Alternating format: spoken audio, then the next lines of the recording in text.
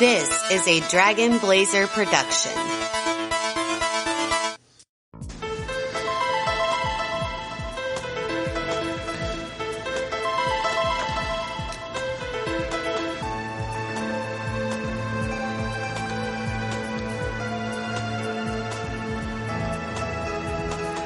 This is Unsolved Comedy. Hello, and welcome back to Unsolved Comedy. I am your host, Kezaya, and we've got my co-host, Steven. And we've got somebody extra special. Hi, my name's Dara. And she is going to help us with this case today. She's really big into true crime. She's my sister-in-law. Be prepared to hear me ripped a new ass. It's going to be great.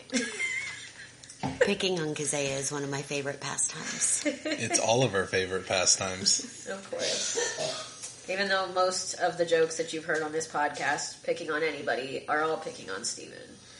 It's going to change today. I pick on him too.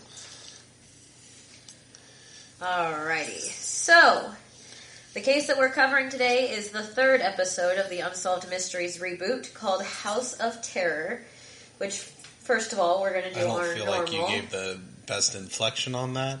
It is House of Terror. That's so much better. Actually, it's La Maison de Terror. I'm not French. I'm America. So let's start out. We'll ask Dara first, since she's our special guest. What did you think of the coverage of the case on the actual episode itself?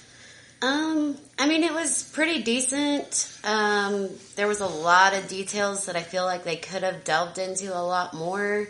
And one of the things that kind of caught me off guard is the lack of suspects. Yeah, they literally only suggested that Xavier was the suspect.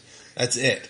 Yeah, they gave no other options. And as we delve a little more into it and get to kind of some of our own theories on it, I think that's going to become an important thing for me, is that they only give one option. Yeah, there's no, additional, hey, this is a little bit weird. This guy might have done something, which is something they gave us people that didn't even know the victims in the last case that we covered. So this is extremely different. Yeah. What did you think of the coverage of the case, Steven? I couldn't understand a word they said. And I understood it all without subtitles. I will say, I got all of my notes for this case from the actual episode, and I would not have gotten them if it wasn't for Dara, because she understands French completely, which was very good. It was like reading a book. Yes. Or listening to your annoying friend / cousin / sister-in-law translate a bunch of random French people. Yes. Correct. All right. So, let's delve into the case a little bit. This case has 5 victims. 5 victims. Plus 2 animal victims as well. Yeah. What the hell is up with that? Seriously. The dogs are important too, man. Dogs' lives matters. Bark, bark, bitches. I almost get more annoyed that they don't talk about the fact that the dogs died. Literally. You had no information, nothing in the timeline about when the animals were killed. The really weird thing about that, and it's not so much that, dogs' lives matter and all, but they had no blood on the scene, and killing 2 dogs without a struggle is really odd. Well, I assume that the dogs were killed outside. Did they mention if the dogs also had those sleeping pills? They never said whether... or did they not do an autopsy? They probably didn't do a tox report on the dogs, Because I find that odd. I don't know. I find it strange that you can kill the number of people that were killed while the animals are still alive, especially when you're talking about, so they don't specifically say in the episode, but from what I was looking up, and what they show in the episode, the dogs are Rottweilers. We're not talking about little Boston small Terriers little, or Jack yappy Russell dogs. Terriers. We're talking about big, muscular animals that are well known to be incredibly loyal and protective. to, and protective of the people that they belong to. And they were shot. Yeah, and the dogs were shot. What I assume probably happened to the dogs is... I suppose we should probably wait till we get to there in the story. But we're jumping ahead a little bit. There were some really strange circumstances in this case. Like, I feel like we're dealing with a Dexter-type killer. Because, like, there's no blood. Like, I feel like the whole room had to be wrapped in, like, a tarp or saran wrap. But we're talking about literally the entire house, not just one room. There's no DNA evidence at all. Not fingerprints, not a single drop of blood, not a single hair or fiber. I mean, we're talking about literally the most sterile crime scene I have ever heard of. For them to not even to be able to detect the most minute with luminol and the different testing options that they have available, to not be able to get any type of fluorescence of blood when there's 5 people and 2 animals killed in a home. Yeah, Dexter's it. I mean, how much plastic wrap is there available in France? Because I feel like it was all in this one house. Well, I have some thoughts on that, which I will get into when we get to that part of the case. So let's talk about the people in this case. We have 2 counts. One is the father of the suspect. His name is Hubert. And then we have Hubert. And then we have Count Xavier, who is this primary suspect. And which I think is a great name. I just want to say that. It's that's just because it's your son's name. Do you want to pronounce that last name for me? It's Dupont de Legence. So that is Xavier and Hubert's last name. And then we have the 4 children, Arthur, Thomas, Anne, and Benoit. And the wife. Her name is Agnes. Those are the main people in this case. Yeah. Let's start out with Count Xavier. He is French nobility, and when all of this takes place, he's 50 years old. And we know that he's at least 4 years older than his wife Agnes, because when they meet, she is 16/17, and he's 2021. We also know that Arthur is not his.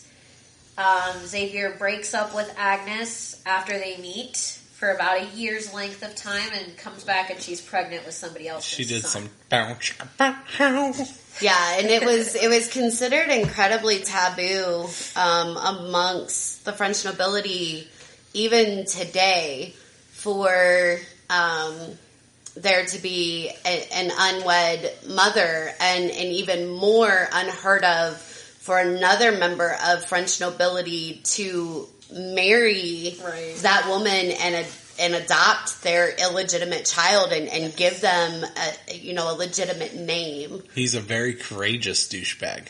I don't like this guy. He's awful. So we've got Arthur, who's 20, who is the adopted stepson of Xavier. We've got Thomas, 18, who is his first biological son. Anne, 16, which we hear that she's the best student of all the children. That's she's also a model, so she's very pretty but incredibly intelligent.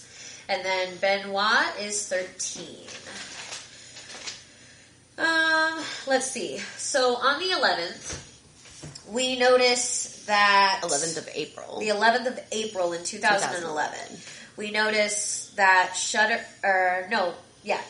note on the mailbox says stop sending mail here, and then we notice that the shutters are closed where they are almost always otherwise open. It says, return to sender. Yeah. It does say return to sender. Yeah, they interview a neighbor who is actually not just a neighbor, but was kind of considered a family friend. She did a lot of tailoring work for the family and lived in the same building. And right away on April 11th, she notices something incredibly strange, which is that all of the shutters to the house are closed. And she said that, in the entire time that the family has lived there, they've never been closed. When the family travels, when, everybody's home, and this is an incredibly loud and rambunctious house of a very loving family. Those shutters are always open. And she notices for 3 days straight that in addition to this weird note on their mailbox, which was not left by actual post office men, this was left, we'll find out later, by the family. Yeah. Saying, to stop leaving mail there. And she immediately knows that something is wrong. And within just a couple of days of noticing it, reports it to the authorities. Yeah. She reports it to the authorities on the 13th, and the note is discovered on the 11th. So she reports it to the authorities on the 13th, and that's when we see Jean-Marc Bloch, and he is the chief of staff at Paris Police, and he says that that's when the first search of the house is done. From what I remember, there's nothing really weird. He assumes that people left willingly. Just blankets are missing, some clothes were missing, so and the pictures. The pictures don't go. Well, they don't notice that the pictures are missing until they come back later. But on that first search of the house, they don't notice anything really out of place other than some clothes missing from the closet and some duvet covers missing off the beds. Which was weird because he said that they had to call the locksmith to open the door, but at the same time they feel there was no reason for a formal investigation at that time.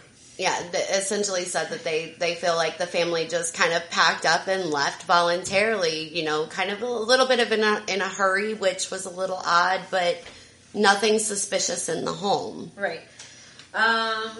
All of the cars are still there except for the C5, which we find out where that has gone later. I'll leave that for a little bit.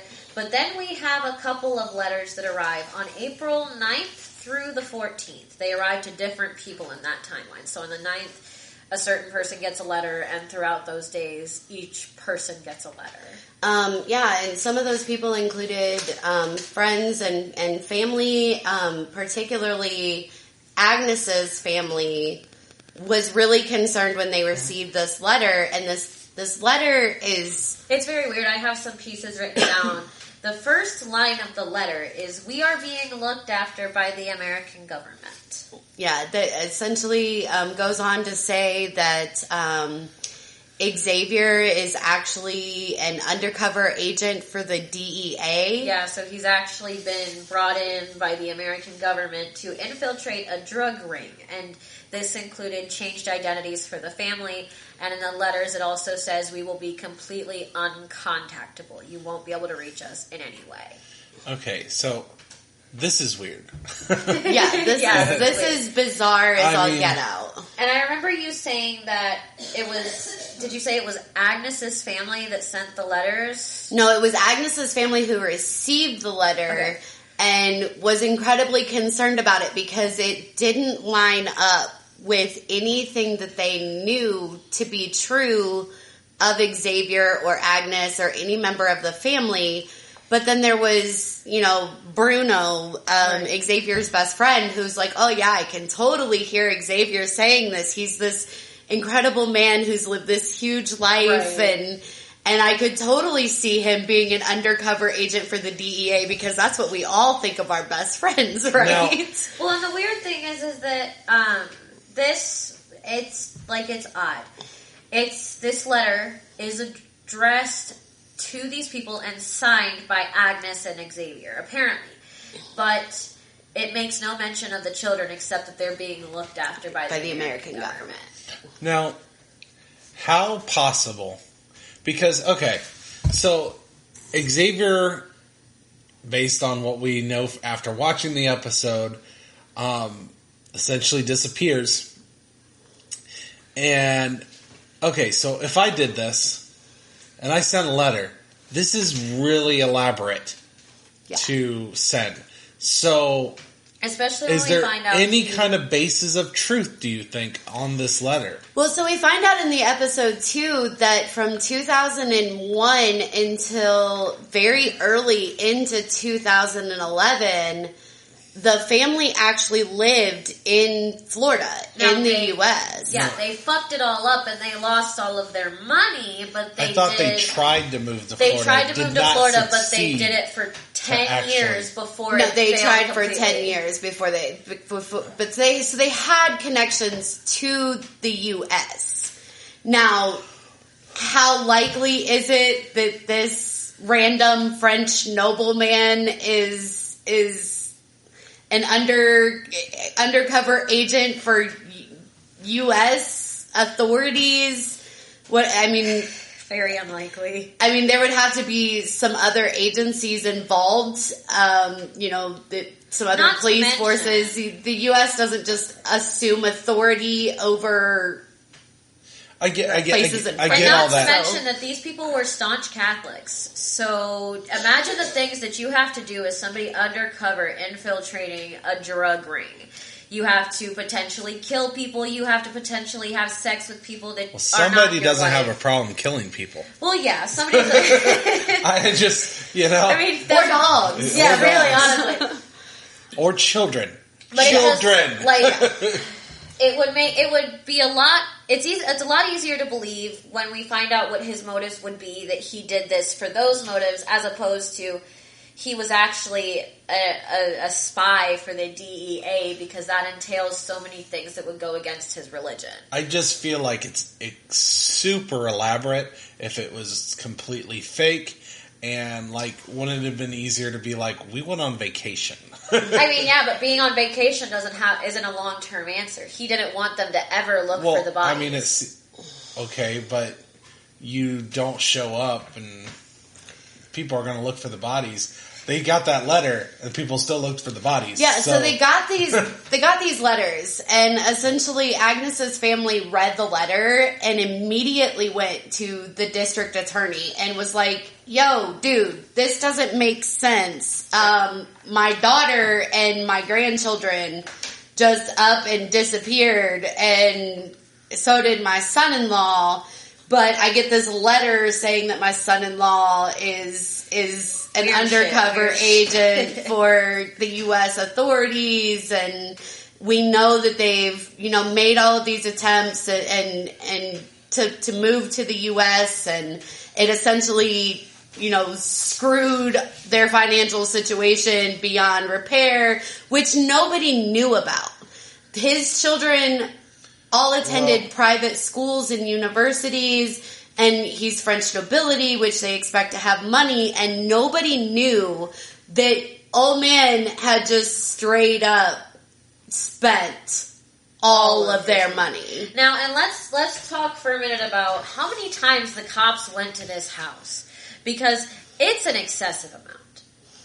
They didn't find anything. The cops searched the house 5 times in total before they searched the final time and found bodies. But they searched the house 5 times in a week. Exactly. They searched, the 13th was the first search, the 15th was the second, the 18th was the third, and then the 19th and 20th both had searches as well. So 5 times within 6 times, because they also searched it the very next day, and that's when they discovered the bodies. Yes. Yeah, it seems like they focused mostly on the inside of the house and then didn't find it until they actually searched the outside. Yeah. And you brought up pictures missing. They noticed that the pictures are missing on the 15th, and they said that that's not suspect because when people leave a home, they take things that are dear to them. Yeah, that means something to them. Yeah. But then we find out on the 6th search, so during the 6th search, there's 2 things happening simultaneously.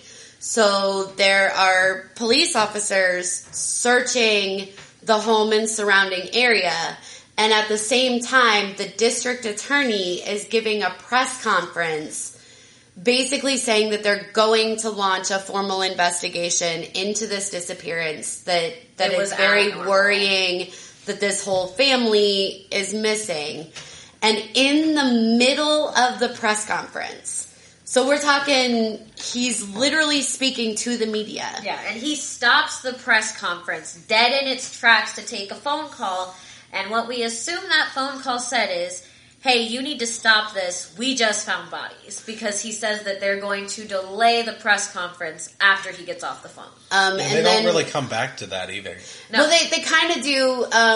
Bruno, Xavier's best friend, then talks about how, as the press conference is continuing, it actually goes to live coverage where they discover these graves buried under or dug underneath the terrace in the garden. But it was weird because when they found the graves, they found one large grave that had Agnes, Arthur, Anne, Benoit, and both dogs. And then in a separate grave, they found Thomas's body all by itself. Now, I think thoroughly proving that Xavier had a favorite. Xavier had a continuing bloodline. Yes. The one thing that I do want to address is how these bodies were found, because it was fucked up. It was weird. These bodies were found in large trash bags, and they were bound inside the trash bags. And then the trash bags themselves were bound with duct tape. Well, so the bodies themselves were actually wrapped in the blankets and sheets that were missing from inside the house. And then the blankets were bound, and then they were placed in large trash bags, and the trash bags were bound. But there's interesting little items found with each body. Each body has a religious icon, and from what I think you mentioned, this is supposed to imitate a religious burial. Right, so they're found with rosaries and religious candles and, things that are part of a Catholic burial ceremony that takes place at the cemetery when someone of the Catholic faith is buried. So the significance of these items is that the person who buried the bodies has this emotional bond where they want the bodies to be treated with reverence and essentially was trying to make the ground they were buried in consecrated, essentially giving them a truly religious burial in coincidence with their faith. The other thing that the police notice, very obvious, sorry, I have to state the obvious, Xavier's not there. Yeah. He's not anywhere. Whoops. Yeah, Where'd he go? And he is immediately presumed the prime suspect, and according to them, they mentioned this later on in the episode, he is the only suspect that they've ever looked at on this case, ever. And now we're doing a French Where's Waldo. Yeah. Yeah. Literally a French Where's Waldo, because this guy just disappeared. We'll find out later that he didn't actually just disappear, but it appeared at the beginning as though he had just vanished. But yeah, I mean, bizarrely enough, we figure out that he actually spent the next week. So we have to backtrack just a little bit. We have to backtrack to the 3rd and 4th, which 3rd is of when April. the murder Well, we actually have to backtrack place. a little bit before that because there's something that we've left out that is pretty crucial. So we've talked about how Xavier was incredibly concerned about their financial situation. And the fact that because they had lost all of their money, he was no longer going to be able to provide them with the nice house and cars and the private schooling for his children. But what we haven't talked about yet is that in January of 2011, his dad dies. And Xavier is responsible for going to clear out his father's apartment. He does it completely all by himself. That's something that Bruno made a big point of, is that he did it by himself. And so, did they mention how his father died?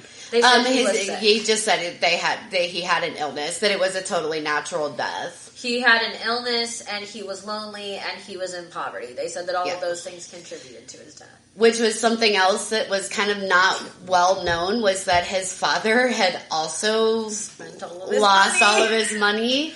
But there was apparently not known to Xavier either. Yeah, because Xavier assumed that there was some kind of monetary inheritance that his father left him, and that was going to save him, right? Yeah. But there's nothing. So this is what I'm asking. What are the possibilities it wasn't a natural death? I mean, they didn't really explore that at all. It's something that crossed my mind, but we have to remember financially. It already seems like there's a possibility I might be able to go insane and murder my entire family. I don't feel like knocking off your father would be too much harder. Well, I think it might be worth mentioning another possible theory for why his father had no money left. So it's mentioned that Xavier has been having financial problems for years. What if the reason why his father had no money left is because he had been fronting Xavier's lifestyle? Or at least paying his credit card bills. Because Or, that's covering something to help his son financially. But Xavier goes to his dad's apartment after his father passes away, whether it's because of natural causes. I mean, they really don't go into it too much. You would think that before you knock your father off, that you would check and make sure he left you some money. That you wouldn't just make that mistake. If he's nobility and he'd given you no reason not to think he has money. I mean, it sounds like nobody knew either of these men were having problems financially. Mm-hmm. So it's very possible he didn't know his father was having problems financially because his father sounds like he might have been a same type of guy as Xavier. Now, the one thing that they do mention that Xavier spends a lot of time looking for is the family ring. They say that he finds the long rifle. He finds a .22 long rifle, but he's searching for the family ring. Do we know what happened to that family ring? It went with him, from what it disappeared wherever. They don't really mention what happened to that ring. Well, the reason I'm asking is because if he was so interested in that ring and he already had this plan to off his family, is it possible he took that ring as collateral and then pawned it and was able to get money from it? I mean, there's all kinds of possibilities, but the ring in particular that he was looking for is the signet ring that bears the family crest. So it would have been a family heirloom passed down through generations of counts. Right. Well, the only reason I say that is because we know that they were found with religious icons. We know they were all found together, but they never found the ring. It's not like he left it. Like, I would feel differently if maybe, we know that Thomas is the oldest biological son of Xavier. So I would feel differently if maybe he had left the ring with Thomas, but he didn't do that. Yeah. So I assume that it wasn't something he actually gave a fuck about. He probably was looking for it to see if it had any monetary value.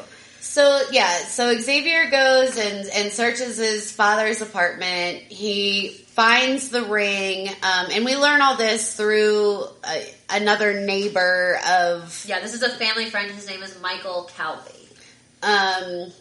But while he's clearing out the apartment, he's states to Mr. Calvi that he is looking for money and that there's none there.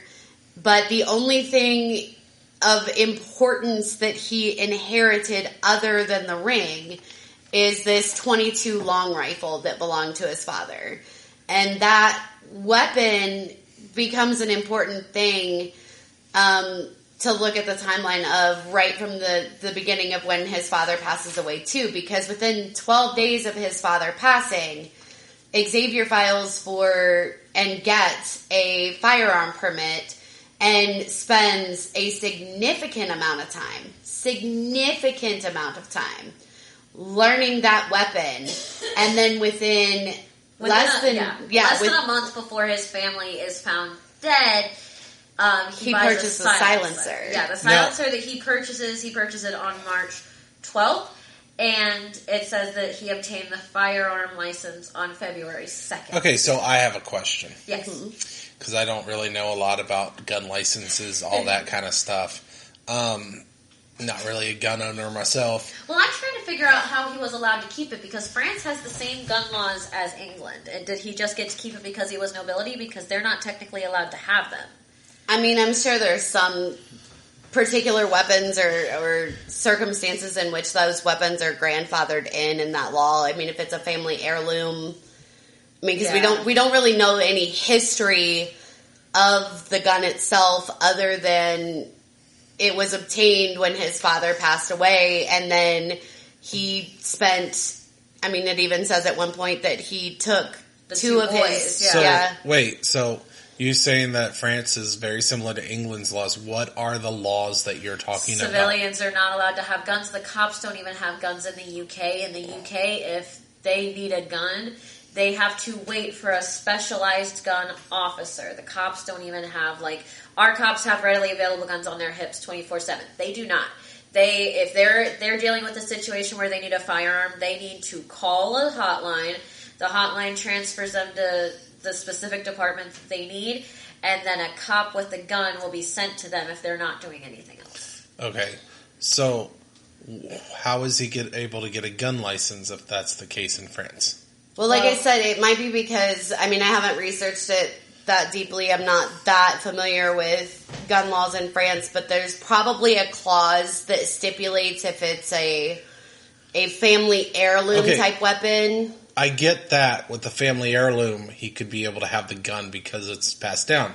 However, if they're that strict with gun laws, I mean, then how did he get the gun license? I don't know for sure if the place that he was at in France had the same laws. I just know that I've heard multiple news stories where France, like just the country of France, is not very open to guns. I mean, I believe that the United States at this point is the only country that allows the right to bear arms. If I'm not wrong. No, I mean, there's countries all over the world that allow you to have firearms, but as far as having to have them licensed, I don't know. I'm not that familiar with gun laws around the world, so I don't know. I can't speak to that specifically, whether it is something that a civilian is allowed to own. I don't know. I know that obviously we know based on that he did get a gun law. Got a gun license and was able to take it to a firing range and become familiar with it, and was able to purchase a silencer for it. Which if my you know curious the gun laws question in France, you can always tell us those gun laws on the Dragon Blazer production fan page, because we clearly don't know what we're talking about. So if you're from France, please if there's let us any know. French listeners. I know that a lot of the only reason I mention that is because a lot of our listeners are from outside of the United States, so they might have more knowledge than only we do. 52% of our listeners are from the United States, actually. Yes. So let's talk about the order of